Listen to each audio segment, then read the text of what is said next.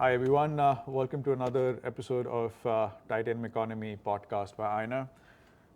Today we have Anand Sanghi, the head of Americas at Vertiv with us. Anand, welcome to the podcast. Thank you, Akshay. Just a few tidbits about Anand. Anand's been in this role since 2023. Before that, Anand led Vertiv organization in Asia. Anand, as I understand, you led Japan, South Korea, you led Southeast Asia, Australasia, India, quite a large portfolio. And before that, you were at multiple different roles in Emerson, and before that, Copland. Yeah. Well, Anand has a degree in engineering from IIT and an MBA from IIM. Yeah. Anand, it's a pleasure to have you on board here. Thank you for having me. Thank you for taking the time. So Anand, before we dive in, right, want to spend some time and understand a bit more about Vertiv and what do they do? Yeah. Well, I think the simplest way to talk about Vertiv, and I do this to all my new hires in our boot camp, I say we keep the world running. Okay. I think it sounds a little pompous, but it's true. Really, I mean, if you think about today's world, everything is driven by data, right? Everything is a critical system. So as you think about critical infrastructure, we basically enable that. We provide the power and cooling for digital critical infrastructure. I know it sounds like a mouthful, but basically you have the compute stack, you have the telecommunication stack, all of that requires power and cooling, right? So that's what we provide at a high level. We also provide infrastructure solutions. When you start thinking about where that goes, you can look at a large data center, place where you process data, store it, transmit it. You have thousands of servers all in big racks, right? So there's a lot of power that's required, so we provide the power, everything we call from grid to chip. And there's a lot of heat that's generated, so we provide the cooling to take away that heat. And we provide services around it. It is not an afterthought, it's part of the core business, right? So that's what we do. But critical infrastructure also extends to things like semiconductor plants, things like radar installations in an airport, hospitals. So anything that requires critical power to be on all the time, we're there. Ah, fabulous. And Anand, if I look at the last year, it's public knowledge, but you've seen stellar growth. Could you just talk a bit about what were the drivers for this growth? Yeah, the biggest driver obviously was related to AI, right? So with the launch of generative AI, what happened is there's a significant increase in the amount of demand for GPUs and new types of chips. These chips required a lot more power to deliver to them in a rack. So what we call densification. So historically, the amount of power that went into a rack could be 3, 4, 5, 6, 10 kilowatts. Okay, in 2 years, that's gone up to 140, 150 kilowatts per rack. It's projected to go to 600 to a megawatt in a rack, right? So significant shift in the amount of power that's required for this compute stack for AI, and likewise cooling. So those were the drivers for our growth, and we were well positioned for it. Absolutely. And then, just Anand, thinking about Vertiv and the overall industrial sector. Now, the industrial sector is huge, multiple different segments, sub-segments, very different kind of companies. If I focus about Vertiv in that entire space, how does Vertiv differentiate itself, and especially in this era of unprecedented AI-led growth? Yeah, it's a great question. We always joke about it. A lot of our history and heritage is obviously Liebert as a company, which is the founding company, acquired by Emerson. Then Emerson exited us, and here we are as Vertiv. In that transformation, we've also gone from being an industrial to be more a tech company, right? I mean, so when you say what's happened to us, really, that's been a big pivot, right? We are not just an industrial anymore. We are really a tech industrial. Okay, and the profile changes. All the things that you talk about in the titanium economy apply to us. Trained technicians, advanced manufacturing. What's happening right here in the Americas. The growth of manufacturing here. How do you support this new compute stack, right? We're in the midst of all of that, and it's led with technology, led with innovation. We are doing so much design work now, which gets us ahead of the competition, right? So we're not just an industrial company. We're really a technology company enabling the critical infrastructure of today's world.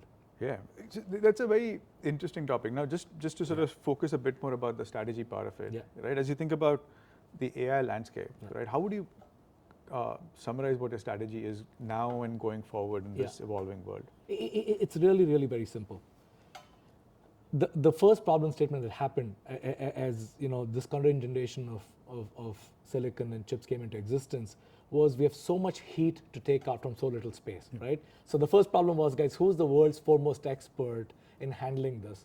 And it was us. So people came to Vertiv and said, precision cooling was invented by Liebert 65 years ago. That's a heritage. But here we are as the foremost company could solve that problem. But as we started doing that, we realized that there was a very close correlation between the load profile, the power profile of how a GPU or a chip behaves today and the amount of power that's required in that space. So the power and cooling piece started interacting. And you start thinking systems. So our strategy basically is saying, guys, how do we ensure we work so closely with the ecosystem, with the silicon providers, with the hyperscalers, with the colos, to make sure the infrastructure is always ready to be 2 generations ahead of when the silicon comes, right? So that innovation drives it. And then you couple that with scale. You need to be able to rapidly grow around the world, global, and services integral to it. It's not an afterthought. So when you put those things together, that's the magic formula. Got it. I like the word precision cooling. Yeah. Right? We use precision in a lot of industrial terms, but that's the first time. Now you spoke about data centers. Now that's been a pillar of growth for you, right? And Vertiv's integrated data center portfolio stands out. Yeah. Could you talk to a bit about what has been your strategy in building out that portfolio? Yeah. It's actually really deep customer relationships. When you're so close to your customer, you're talking to them all the time across the ecosystem, you understand what are the unmet needs, right? I talked about the fact that as you look across the thermal chain, you need to understand what it takes for you to take the heat from the chip to the cold plate, out into the rack, into the row, into the room, into the atmosphere, right? Likewise, the power comes in from the grid or energy source, could be something other than the grid, which is happening more and more, all the way into the chip. So you get the powertrain and the thermal chain, and the interaction between the two is really critical. So there are very few companies in the world that can do that. Yeah. And as we started doing it, we started identifying that there is more and more of a convergence between what's happening in the white space, which is basically everything around the rack, and what's happening in the broader infrastructure, right? There's also a huge shortage of skilled manpower. There's a lot more need for speed and scale. The unit of compute is now an entire AI factory, right? So we said, guys, how do we enable an AI factory? And which is what led us to saying, guys, how do you create a solution set that you can deploy with speed and scale globally, ensure high quality, high reliability, which led to our infrastructure solutions, one core solution. Got it. Very, very interesting. And I think just shifting our focus on some of the areas of opportunity, right? Now, just continuing with the AI thread. Now, AI-driven growth is the fundamental driver right now. As you think about the future, which part of that AI ecosystem do you expect to accelerate more versus what you've already seen? Yeah, so the first generation of build out was really people building out the large training models. Right? That's a given. That's a given. You had to go out and build these mega campuses which are able to create the LLMs that are backbone of AI, right? So that's happening. But the monetization then starts happening when enterprises use it, when consumers use it, right? I'm sure you have multiple, whatever your favorite is, of a program that you're using to drive AI usage, right? Yeah. So we have our own versions of that. So we're seeing all of that. So across the ecosystem, started with the hyperscalers, obviously the large colos who build for the hyperscalers. Now you're seeing more and more enterprises. You're seeing the IT alliances, people around the world who are deploying it for others. And now we are seeing customers thinking of on-prem. Some of them started with AI labs, but the usual suspects, right? Look at financial institutions, look at healthcare, look at federal, right? Look at retail. People have large proprietary data sets, the whole thing with sovereign, right? So we're seeing it across the board. And I think the mix will shift. We'll continue to see the build outs of the large language models, but you'll also see more private data clouds. You're going to see more inferencing on the edge. So it's across the spectrum. Very interesting. And I think as you think about this demand going forward, right? And then you've looked at both organic capacity expansion and inorganic. I think, could you talk to the factors that you take into account when you decide, hey, are we going to do this organically or are we going to look at an M&A opportunity? Yeah. So at a macro level, obviously it's a portfolio discussion, right? Saying, guys, okay, how do you deploy capital? The organic part is relatively straightforward. Gio and the leadership team, we have a very structured process for our SIOP. And then we sit down and say, guys, okay, this is what we're seeing in terms of our pipelines and demand.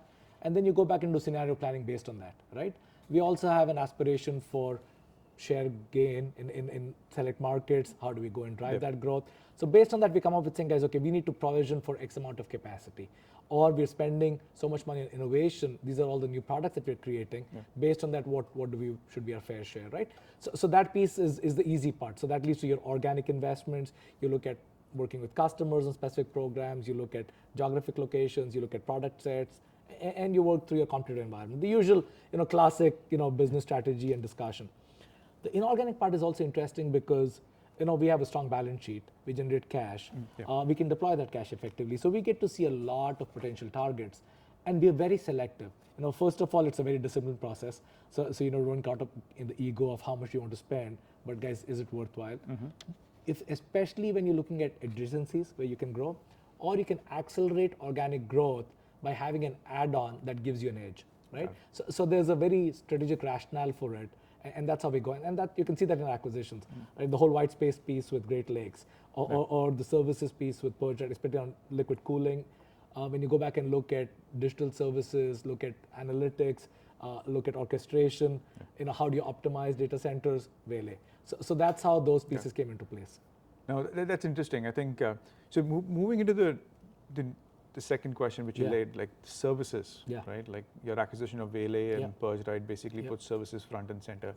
Could you talk about like what is your vision for services, and how has investment thesis changed going forward in the past year? Yeah, services was always a superpower. The good news, or how you want to look at it, I ran services in Asia and India for many years. Gio ran it in Europe before his president role, before my president role in Asia. So very close to it. It's a key part of a value proposition for our customers. Right? When we sell an equipment or a solution, it's expected to work reliably over 15, 20 years, right? So we have that close intimacy with our customers. We have more than 4,000 service engineers around the world. We have more than 300 locations from which we operate, right? So that's key to our core to our success and growth. As you're looking at the huge growth in our business, you want to make sure that you're growing services to retain your proximity to that customer in the same ratio. And the richness of our services now with liquid cooling, with what we're seeing with medium voltage, what we're seeing with ERS HVM, which is a different part of our business that deals with electrical reliability services or high voltage maintenance, allow us to ensure that we continue to stay ahead of the curve, right? So that's where these acquisitions came about. And the next game here now is, how do you drive digital twins? How do you drive optimization? How you using AI to be predictive and condition-based maintenance? How do you get ahead of the curve, right?